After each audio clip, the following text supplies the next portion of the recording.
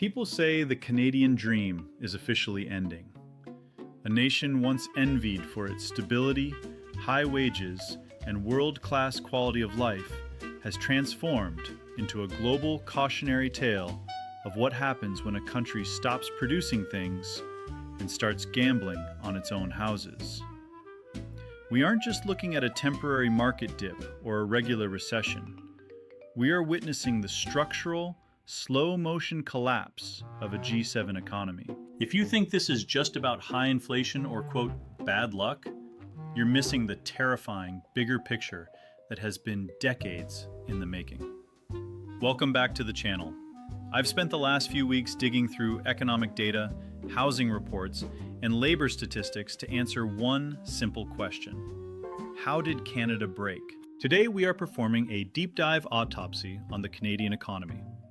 We're going to cover everything from the productivity crisis to the massive brain drain to the south, and the housing bubble that has become too big to fail, but too heavy to carry. By the time we're done, you'll understand the crisis better than most politicians in Ottawa. This is the complete story of how the Great North lost its way. To really understand the mess we're in, we have to go back to 2008. While the United States was dealing with the traumatic housing crash, banks collapsing, and people losing their life savings, Canada was hailed as a miracle. Our banks were stable, our housing market didn't crater, and we were making a killing exporting oil and resources to a booming China. We were the golden child of the G7. But that success was actually the worst thing that could have happened to us. It gave us a false sense of invincibility. You see, back then, the US was forced to go through a painful deleveraging. They burned off the bad debt, prices reset, and they started building a new economy focused on tech, software, and massive innovation. Canada, on the other hand, just doubled down on the old ways. Because our housing market didn't crash, we convinced ourselves it was the safest place in the world to park money. The Bank of Canada dropped interest rates to historic lows to keep things moving. But while other countries used that cheap money to build factories or invest in research and development, Canadians used it to buy more houses. Think about it like this. Imagine two neighbors. Neighbor A has a heart attack, goes to the hospital, and is forced to change his diet and start working out. That's the US after 2008. Neighbor B feels a little chest pain, but takes a painkiller and goes back to eating junk food because it wasn't that bad. That's Canada. 15 years later, neighbor B is the one in the ICU. The painkiller for Canada was cheap debt. By 2010, we were fully recovered on paper, but we were already addicted. We began to treat our homes not as places to live, but as speculative assets. If your house went up by $100,000 in a year, you felt like a genius. You'd take out a home equity line of credit, buy a new SUV, and feel wealthy. But the truth is, we weren't creating anything. We were just trading the same houses back and forth to each other for higher prices, fueled by debt we could only afford as long as rates stayed near zero. Common wisdom says that a rising housing market is a sign of a strong economy. That's the first myth we need to bust. In reality, a housing market that grows 3 times faster than wages is a parasite. Since 2005, Canadian home prices have surged by over 300%, while median household incomes have barely moved 100%. This isn't growth. It's a massive transfer of wealth from the young and the productive to the old and the landed. It has created a society of haves and have-nots, where your success in life depends less on your hard work or your degree and more on whether your parents bought a house in 1995.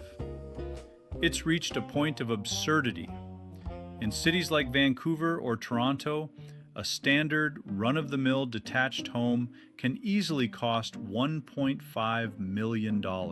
For a young professional making $80,000 a year, that's not just expensive, it's mathematically impossible. Even if they saved every single penny of their after-tax income, it would take them decades just to afford the down payment. This has led to the rise of what we call the Bank of Mom and Dad. It's a running joke now, but it's actually a tragedy. Nearly 40% of first-time homebuyers in Canada now rely on financial gifts from their parents. If you don't have wealthy parents, you're essentially locked out of the middle class. We are reverting to a landed gentry system, and that is the death of social mobility. But here's the twist that nobody wants to talk about. The government can't afford to let prices drop. Over 65% of Canadians own their homes. For the majority of voters, their house is their only retirement plan. If a politician takes action to make housing truly affordable, meaning prices drop by 40 or 50%, they are effectively wiping out the life savings of the most powerful voting bloc in the country. So, the government stays paralyzed. They offer first-time buyer incentives, which actually just pump more debt into the system and keep prices high. It's a vicious cycle that has turned our entire national economy into a giant, high-stakes casino. Now, you might be thinking, okay, housing is expensive, but surely we're making up for it in other areas, right? Unfortunately, it's the exact opposite. While we were busy flipping condos, our actual industrial heart was stopping. This brings us to the most boring-sounding but most dangerous problem we face: the productivity crisis. This isn't just a buzzword. It's the reason why Canadians are getting poorer compared to Americans every single day. But before we dive into why a Canadian worker produces 30% less than an American worker, we have to look at the innovation desert we've created. Why would a wealthy investor put money into a risky new tech startup or a manufacturing plant when they can just buy a triplex in a suburb and watch the value go up 15% a year with zero effort? The capital that should be flowing into the future of our economy is being swallowed by the drywall and mortgage debt of the past. Now, let's get into the microscopic details of this productivity gap. When you compare Canada and the US, the similarities are everywhere. We speak the same language, share the same continent, and have similar legal systems. But if you look at the data, the average American worker generates significantly more value per hour worked than a Canadian. Why? Is it because Canadians are lazy? Not at all. Canadians actually work more hours on average than many of our European peers. The problem isn't the worker. It's the tools. In economics, productivity is driven by capital intensity. This means giving workers better machinery, faster software, and more efficient systems. In the US, businesses invest heavily in these things. They are constantly upgrading. In Canada, business investment has been stagnant for decades. Instead of buying a new robotic arm for a factory, a Canadian business owner is more likely to just hire 2 more low-wage workers. Or worse, take that profit and invest it in real estate. We are using 20th century tools to try and compete in a 21st century world. Take the manufacturing sector as a prime example. Back in the 1980s, Canada was a powerhouse. We built cars, airplanes, and advanced electronics. But today, our manufacturing base has shrunk significantly. Many of those high-paying union jobs have moved to Mexico or the southern US. What's left are often just assembly plants for foreign companies. We've lost the intellectual property side of the equation. And when you don't own the ideas, you don't get the big profits. The scary part? The gap is widening. According to the OECD, Canada is projected to be the worst performing advanced economy in the world over the next 30 years. Let that sink in. Not just middle of the pack, but dead last. While the US is leading the world in AI, aerospace, and biotech, Canada's biggest contribution to its own GDP is mortgage interest and real estate services. We've stopped being a country that builds things and started being a country that collects rent from each other. And this leads to the most heartbreaking part of the story: the great brain drain. If you're a top-tier software engineer, a specialized surgeon, or a brilliant researcher graduating from a Canadian university, you face a tough choice. You can stay in Canada, earn a modest salary, and spend 60% of it on a cramped apartment. Or you can move 2 hours south, double your salary, pay lower taxes, and buy a house for half the price. It's a no-brainer. We are essentially acting as a free training camp for the United States. We spend our tax dollars educating the best minds in the world, only for them to take those skills and build the American economy, because they can't afford to live here. Next, we're going to talk about how the government tried to fix this by opening the floodgates of immigration, and how that backfired in ways nobody expected. We'll look at the diploma mills and the reality of the international student crisis that is currently tearing the social fabric of the country apart. Now, let's talk about the Band-Aid that the government tried to slap onto this gaping wound: immigration. For decades, Canada was the gold standard for how to do immigration right. We had a points-based system that targeted high-skilled workers, doctors, engineers, and entrepreneurs. It was a win-win. We got the best talent, and they got a better life. But in the last few years, something changed. The system didn't just expand, it broke. The government decided that the solution to a stagnating economy and an aging population was to simply pump the numbers. They thought more people would automatically mean more growth. In 2023 alone, Canada's population grew by more than 1 million people. To put that in perspective, that's like adding the entire population of San Diego to a country that was already facing a severe housing shortage. But it's not just the quantity of people, it's the quality of the policy. We shifted away from bringing in high-skilled professionals and started relying on a two-step immigration system. Step 1, bring in hundreds of thousands of international students. Step 2, let them figure it out. This created a massive incentive for what we now call diploma mills. Imagine you're an ambitious young person in India or the Philippines. You see an ad for a college in a suburban strip mall in Ontario. They promise you a world-class education and a path to permanent residency. You take out a massive loan, move across the world, and realize the college is just a room above a grocery store with no real professors. You're not there to learn. You're there to be a source of cheap labor for big corporations and high tuition fees for the school. This has created a tragic underclass of people. We have students with master's degrees from their home countries working 60 hours a week at fast food joints or driving Ubers, just trying to pay off their debt. They aren't contributing to the innovation we were promised. They are being exploited to keep wages low for everyone else.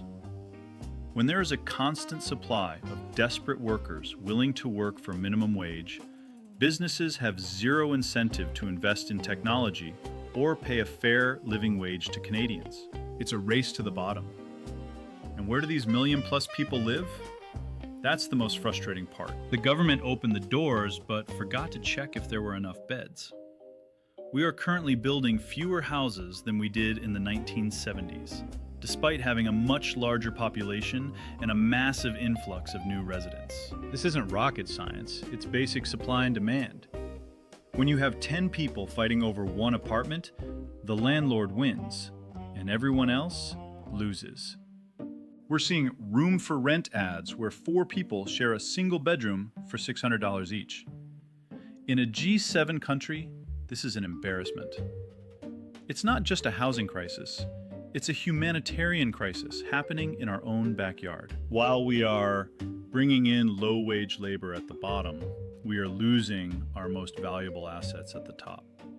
This is the brain drain, and it is accelerating. Let's look at the numbers, because they are staggering. A software engineer at a top firm in Toronto might earn $120,000 Canadian dollars. That sounds like a lot, until you realize that after taxes, and a $3,000 monthly rent, they have almost nothing left to save for a home that costs $1.5 million. Now, look at their classmate who moved to Seattle or Austin. They're making $180,000 USD, which is about $240,000 Canadian dollar. Their taxes are lower, their rent is often the same or cheaper, and they can buy a beautiful 4-bedroom house for $600,000. It's not a difficult choice. We are losing the very people who could build the next Shopify or find a cure for cancer. We are essentially paying to train the workforce of the United States. Every time a Canadian-educated doctor or engineer leaves, they take hundreds of thousands of dollars of public investment with them. We are subsidizing the American economy while our own hospitals face record wait times and our tech sector withers. And it's not just the techies. Our healthcare system is bleeding. You've probably heard the stories, wait times in the ER reaching 20 hours, or people waiting 2 years for a hip replacement. We have a universal healthcare system that is universal in name only. Why? Because we don't have enough doctors. And why don't we have enough doctors? Because we don't pay them enough to deal with the cost of living here. And we make it incredibly difficult for foreign-trained doctors to get their licenses. We have world-class surgeons driving taxis in Toronto because of red tape. It's a total failure of management. 태그 안에 원문 그대로 유지하며 3문장 단위로 묶어 이미지를 생성하겠습니다. Cinematic documentary photorealism 스타일과 캐릭터 프로필을 일관되게 적용하여 61번 문장부터 이어서 진행합니다. The middle class is being squeezed from both sides. On one side, you have the skyrocketing cost of living driven by the housing bubble. On the other, you have stagnant wages driven by a lack of investment and an oversupply of low-wage labor. For the first time in generations, young Canadians are looking at their parents' lives and realizing they will likely never achieve that same level of comfort. That's a dangerous place for a society to be. When people lose hope in the future, they stop taking risks, they stop starting families, and they start looking for someone to blame. But wait, it gets even more complicated.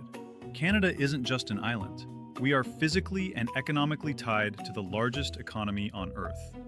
And right now, the relationship with our southern neighbor is getting rocky. As the US turns more protectionist and looks inward, Canada's heavy reliance on American trade is becoming a massive liability. If the US decides to sneeze, Canada catches pneumonia. And let me tell you, the US is starting to look like it's about to have a very big sneeze. In the next section, we're going to dive into the geopolitical trap. We'll look at why our energy sector, which should be our greatest strength, has become a political football, and how the shifting tides in Washington could be the final blow to the Canadian economy as we know it. Imagine living in a house where your front door, your kitchen, and your bank account are all controlled by your neighbor. That is the reality of the Canadian economy. We share an 8,900-kilometer border with the most powerful economy in human history. And while that was once our greatest blessing, it has become our most dangerous dependency. About 75% of everything Canada exports goes to one place, the United States. We aren't just partners, we are an appendage. If the American consumer stops buying, or the American government decides to change the rules, the Canadian economy doesn't just slow down, it flatlines. You've probably heard the jokes lately about Canada becoming the 51st state, or even the frozen wasteland of the North. But behind the memes is a very real, very sharp geopolitical threat. For decades, we operated under the assumption that the world would always want our resources, and that the US would always keep the gates open. We were wrong on both counts. As the US shifts toward America First policies and protectionism, Canada is standing in the rain without an umbrella. Let's look at the auto industry in Ontario. This used to be the beating heart of Canadian manufacturing. It's a massive, complex dance where parts cross the border 6 or 7 times before a car is finished. But look at what's happening now. The US is pouring hundreds of billions of dollars into its own domestic electric vehicle production through things like the Inflation Reduction Act. They are basically bribing companies to build in the US not Canada. To keep up, the Canadian government has had to offer tens of billions in subsidies to companies like Volkswagen and Stellantis just to convince them not to leave. We are essentially paying companies billions of dollars just to stay here because our actual business environment is so uncompetitive compared to the States. It's a desperate move, and it's not sustainable. Then there's the energy paradox. It is genuinely mind-blowing when you look at the numbers. Canada has the third largest oil reserves in the world. We should be an energy superpower like Norway or the UAE. Instead, we have a country that can't even build a pipeline to its own coasts. Because of internal political fighting and a regulatory system that is designed to say no, we are forced to sell almost all of our oil to the US at a massive discount. We lose billions of dollars every year because we only have one customer. And since we can't move our own oil to our own refineries in the East, we actually end up importing oil from overseas. We are an oil-rich nation that can't provide cheap energy to its own people. It's a level of dysfunction that is hard to explain to someone looking in from the outside. This lack of, quote, self-reliance is what makes the current political climate in Washington so terrifying for Canadians. Whether it's disputes over softwood lumber, which have been going on for decades, or the looming renegotiation of the USMCA trade deal, Canada is always the junior partner. We have very little leverage. When the US says jump, we have to ask how high, because we failed to diversify our trade. We talk a lot about the Pacific Gateway and trading with Asia, but the infrastructure isn't there, and the political will is even weaker. And here's the kicker. It's not just goods that are leaving, it's capital. Not only are our best people moving to the US, but our money is too. Canadian pension funds, some of the largest in the world, are investing the majority of their capital outside of Canada. Think about that. The money saved by Canadian teachers and nurses is being used to build infrastructure in New York, tech companies in California, and real estate in London. Why? Because even our own pension fund managers don't see Canada as a good place to grow money. They see the writing on the wall, a country with high taxes, crushing debt, and zero productivity growth is not a good investment. We are caught in a pincer movement. On one side, we have a domestic crisis of housing and productivity. On the other, we have a global reality where our biggest customer is becoming our biggest competitor. We are trying to maintain a 1970s-style social safety net with a 2020s-style hollowed-out economy. It's a math problem that doesn't add up, and the bill is coming due. People used to say that Canada was the safe version of the United States. We had the same wealth, but with better healthcare and less chaos. But as the wealth disappears, the, quote, safety is starting to feel like stagnation. When you can't afford a home, when your emergency room is closed, and when your paycheck buys 30% less than it did 5 years ago, the, quote, Canadian dream starts to look like a polite lie we tell ourselves to avoid looking at the truth. But there is a new movement growing. For the first time in a decade, the political winds in Canada are shifting violently. People are angry, they are frustrated, and they are looking for a completely different path. The era of sunny ways is over, and a much darker, more aggressive form of politics is taking its place. In the next part, we're going to look at the collapse of the current leadership and the rise of a new political era. We'll talk about the Poilievre phenomenon and whether his common sense plan can actually fix a broken country, or if the damage is already too deep to repair. We're also going to lay out the 7 specific steps Canada must take if it wants to survive the next decade. The political landscape in Canada is currently undergoing a seismic shift that we haven't seen in nearly 40 years. For a long time, the country was governed by a sense of sunny ways, a philosophy that if we were just nice enough, inclusive enough, and followed the globalist playbook, prosperity would naturally follow. But as the saying goes, you can't eat prestige. Next is no tackle. Isn't just about one man's popularity. It's a rejection of an entire era of governance that prioritized ideology over the basic mechanics of a functioning economy. When you look at the approval ratings, they aren't just low, they are catastrophic. And in that vacuum, a new kind of leader has emerged. Pierre Poilievre has built a massive movement around a very simple, very aggressive slogan: bring it home. He's talking about things that weren't even on the political radar 10 years ago. Housing permits, central bank accountability, and the gatekeepers who make it impossible to build anything in this country. But can a change in leadership actually fix a structural rot that has been setting in for 20 years? It's not as simple as flipping a switch. Canada's problems are baked into the bureaucracy. If the next government wants to save this country, they have to perform radical surgery on the system. It's not just about axing the tax or cutting spending. It's about a total cultural pivot back toward productivity and away from speculation. 태그 안에 원문 그대로 유지하며 3문장 단위로 묶어 이미지를 생성하겠습니다. Cinematic Documentary Photorealism 스타일과 캐릭터 프로필을 일관되게 적용하여 91번 문장부터 이어서 진행합니다. So, how do we actually do it?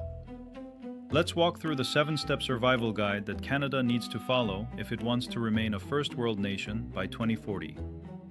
Step 1. An infrastructure Marshall Plan. Canada's infrastructure is literally crumbling. If you take the subway in Toronto, you're often riding on systems designed in the 1950s that haven't been properly scaled for a city that has doubled in size. We need to stop thinking of infrastructure as spending and start seeing it as the skeletal system of the economy. We need high-speed rail in the Windsor-Quebec corridor, modernized ports on the West Coast to bypass our reliance on U.S. shipping, and a massive investment in the Ring of Fire in Northern Ontario to get our critical minerals out of the ground and into the global market. Without the ability to move people and goods efficiently, we are just a very large, very slow parking lot. Step 2. Radical deregulation and cutting the red tape. Right now, it takes longer to get a permit to build a mine in Canada than it took to fight all of World War II. Think about that. We have some of the most stringent, overlapping environmental and municipal regulations in the world. While we need to protect our environment, the current system is designed to say no by default. We need a one in, two out rule for regulations. If a business wants to innovate, they shouldn't have to hire a team of 10 lawyers just to fill out the paperwork.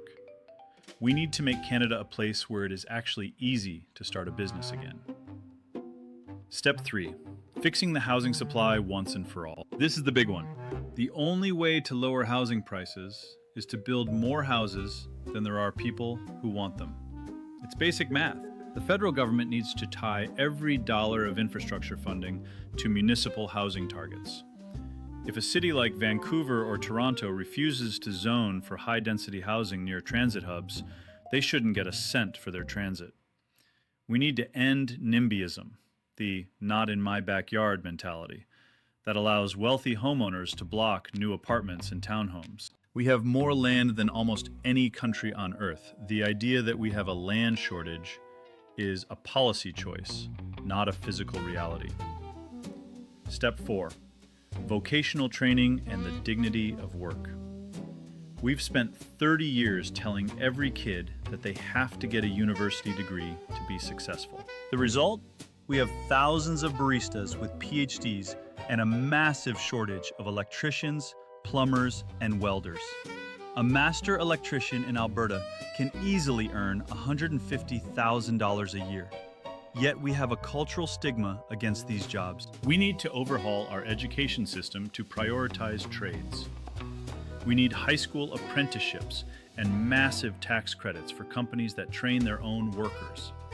If we want to build houses and factories, we need people who actually know how to use a hammer. Step 5. Normalizing immigration based on infrastructure capacity.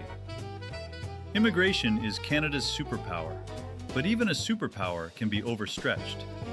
We need to return to a system that is tied to our carrying capacity. If we are only building 200,000 homes a year, we cannot bring in 1 million people a year.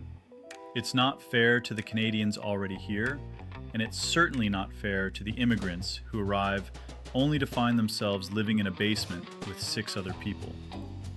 We need to prioritize high-value, high-skill immigrants who can help us build the hospitals and the tech companies of the future, rather than focusing on a volume of low-wage labor that suppresses wages for everyone. Step 6. Strategic energy independence. We need to stop apologizing for our natural resources. Canada has the cleanest, most ethically produced oil and gas in the world. Instead of importing oil from regimes with terrible human rights records, we should be building the pipelines and LNG terminals necessary to supply the world and our own citizens with affordable energy. The transition to green energy is coming, but it won't happen overnight.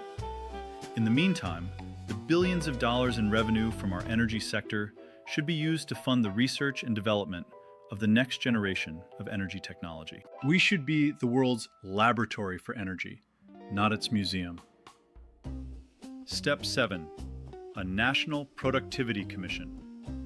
We need to treat our productivity gap with the United States like a national emergency. This means massive tax incentives for companies that invest in AI, automation, and robotics. We need to make it more profitable to buy a new machine than it is to buy a second investment property. This also means lowering the corporate tax rate for companies that keep their intellectual property and their headquarters in Canada. We have to stop the brain drain by making it financially viable for our best and brightest to stay here and build, quote unquote, the next big thing. This sounds like a lot, doesn't it? It is. But the alternative is a slow, polite decline into irrelevance. Canada is at a crossroads. We can choose the path of least resistance, continuing to borrow money, continuing to flip houses, and continuing to hope that the US will always be there to bail us out. Or we can choose the hard path of reform. It's going to be painful. It will mean that some people's home values might stop growing at 20% a year. 태그 안에 원문들을 그대로 유지하며 3문장 단위로 묶어 이미지를 생성하겠습니다.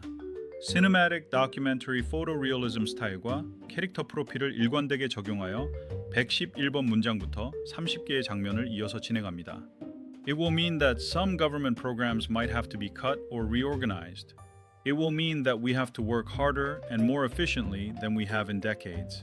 But that is the price of a future. The Canadian dream was never just about a white picket fence and a stable job. It was about the idea that if you came here, worked hard, and played by the rules, you could build a better life for your children than the one you had. Right now, that promise is broken, but it's not gone. Canada still has the people, the resources, and the potential to be a global leader. We just need the courage to stop lying to ourselves about the state of our economy and start doing the work to fix it.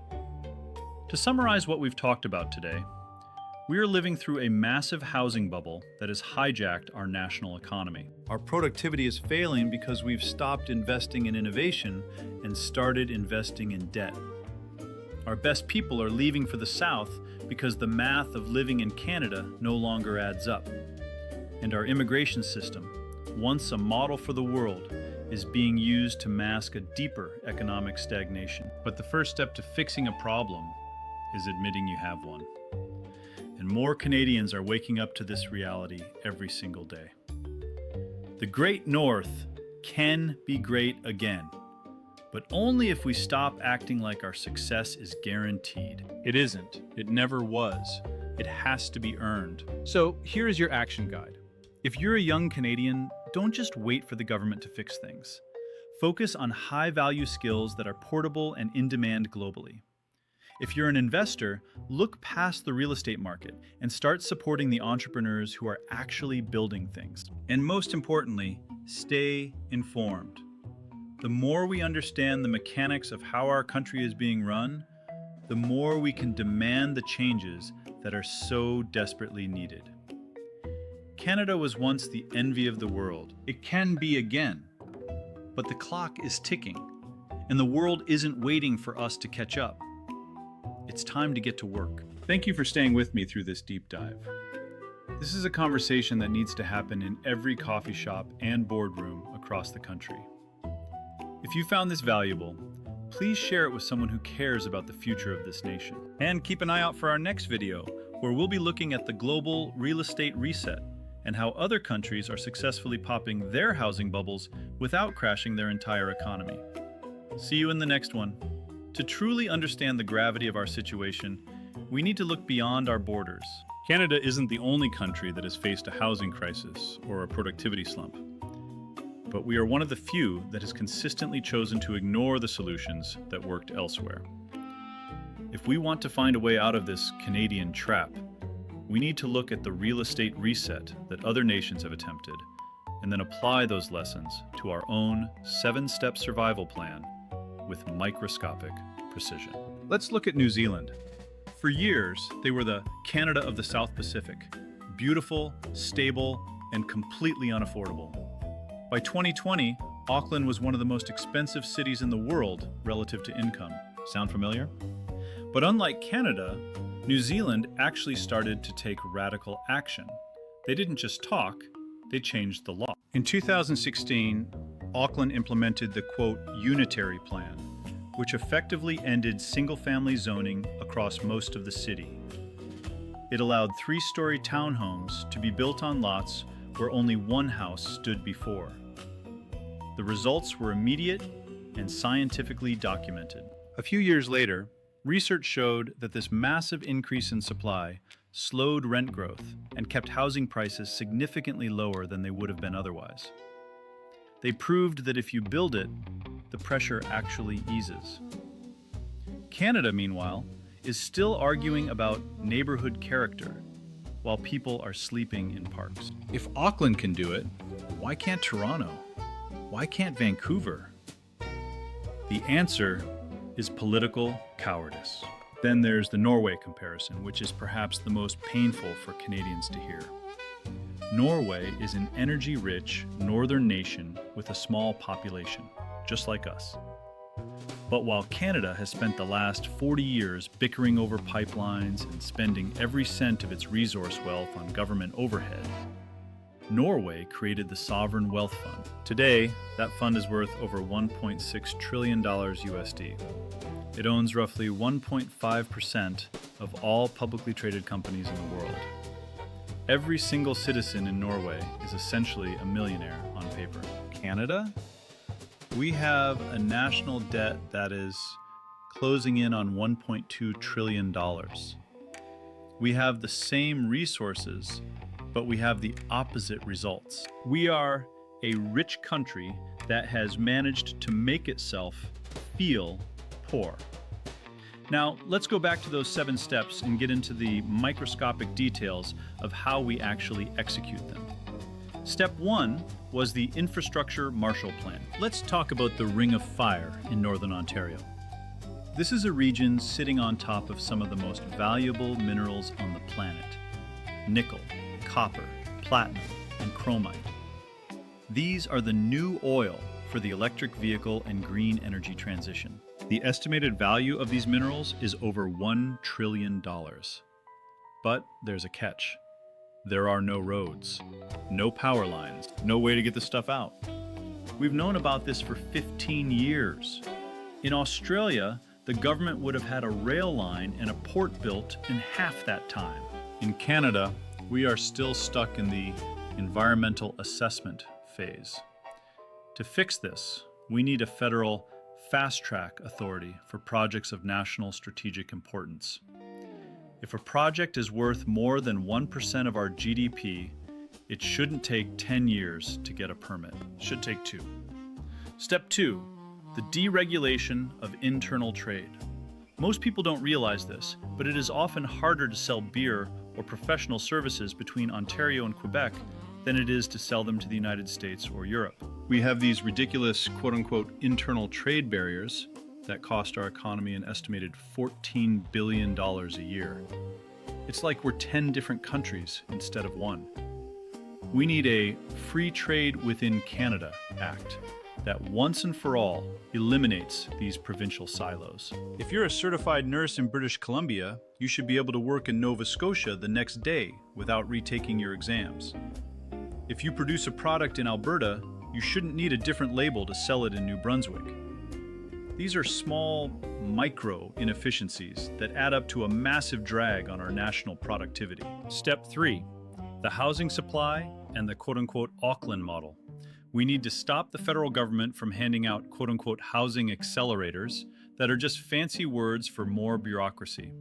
Instead, we need a quote-unquote housing outcomes fund. You don't get the money until the shovels are in the ground and the units are completed.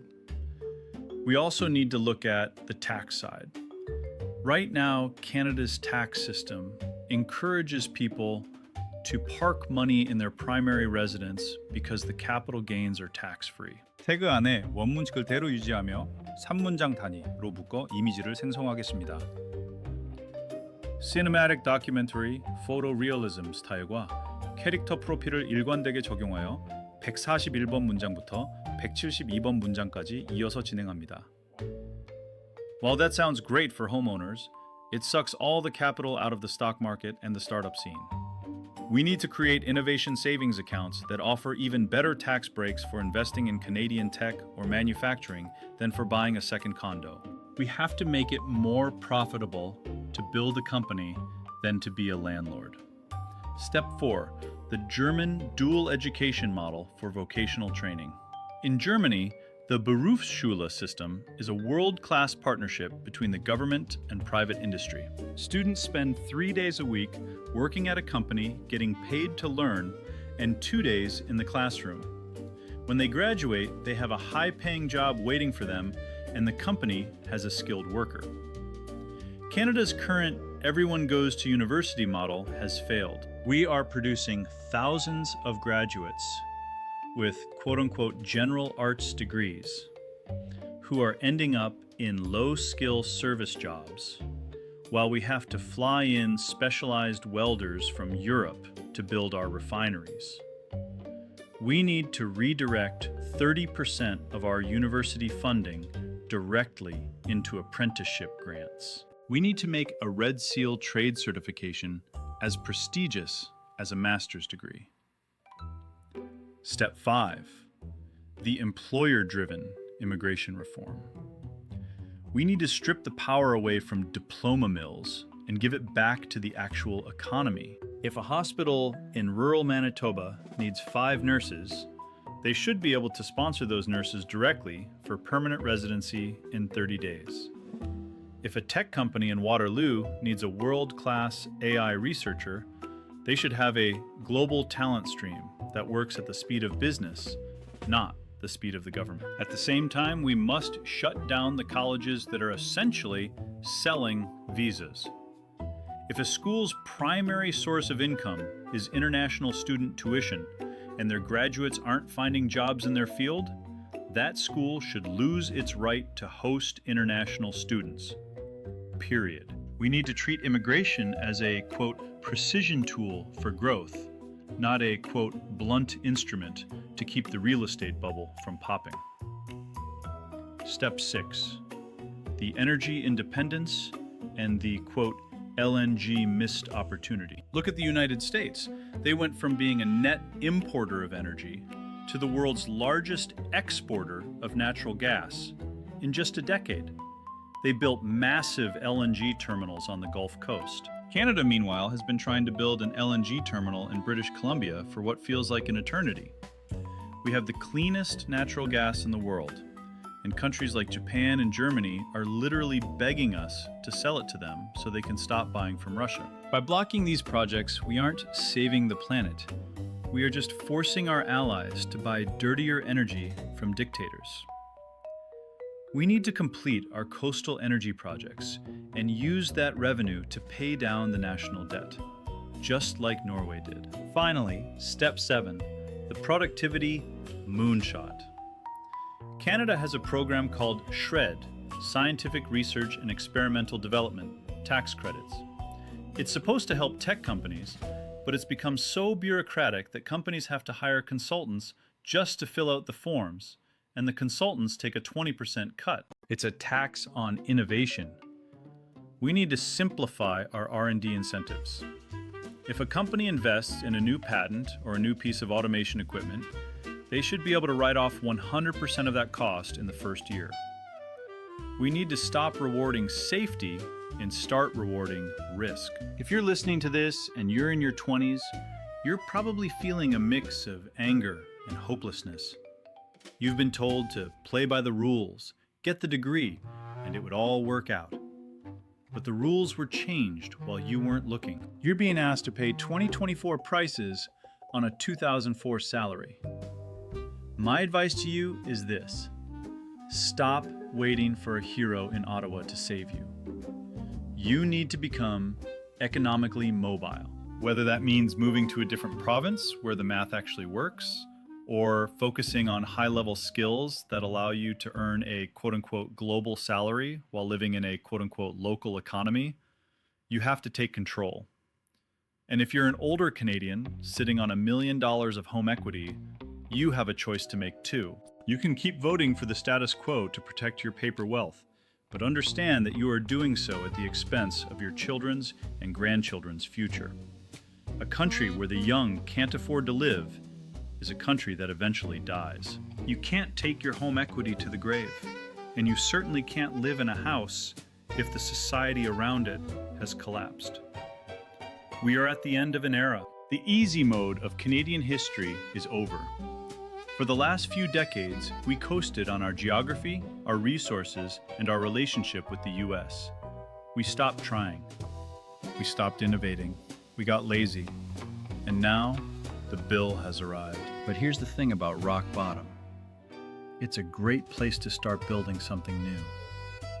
Canada still has the best raw materials of any country on Earth. We have more fresh water, more arable land, and more mineral wealth per capita than almost anyone.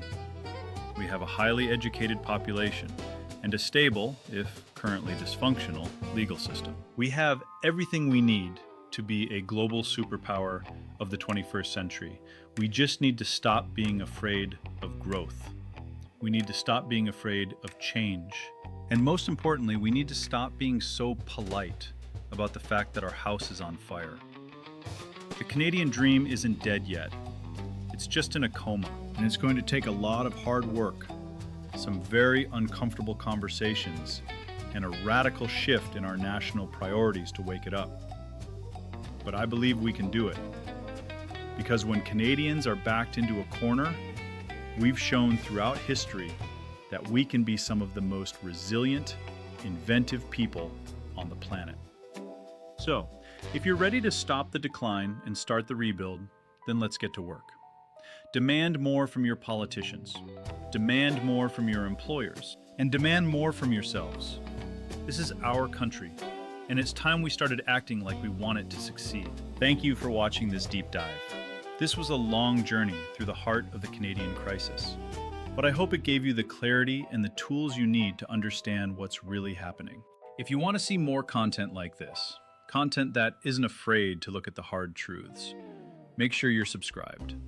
Share this video with someone who thinks everything is just fine, because the more of us who see the reality, the faster we can change it. Stay sharp, stay informed, and I'll see you in the next one.